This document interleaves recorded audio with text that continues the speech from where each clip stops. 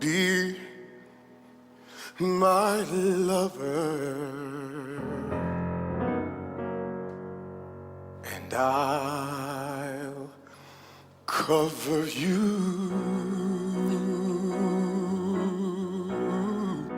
So let's talk about the benefits of a low larynx and why we may want to keep that for some styles and some techniques. A lot of times a singer will come to me, especially today with mixing and with learning to sing for contemporary musical theater, and complain about an overly bright sound. So how many of you in your training have done like nee, nee, nee, and all these nasal exercises where your teachers try to get you singing in your mix, but then maybe that results with like an exaggerated sound. And you're like, I can mix, but I sound like a cartoon character, and I want to sound a little bit more normal. And also maybe some of your favorite singers sound like they have a lot more power, and they sound like they have more openness and fullness and body to their tone when they belt or when they mix. So one of the first things to correct that, if you have an overly bright tone, is you may want to start singing with a slightly lowered larynx. And that can be a vowel, it can be a mouth shape, but you want to start to think about that. When we sing with a lowered larynx, we're creating more space in what's called your pharynx. You're creating more acoustic space for your voice in the instrument. That can result in a fuller tone, a richer tone. It also allows the air to flow more freely.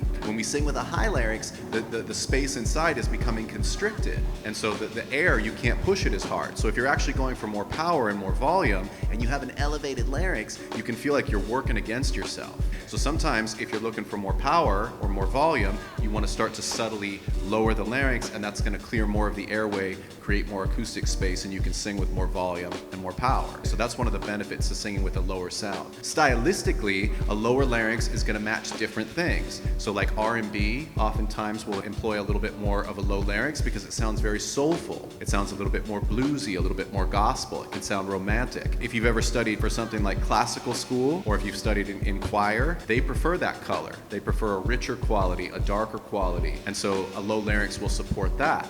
Open your door, I'll be your tenant. Don't got much baggage to lay at your feet, but sweet kisses I've got to spare. I'll be there and I'll cover you. Interested in more voice training? Visit us at wolfstudiosnyc.com.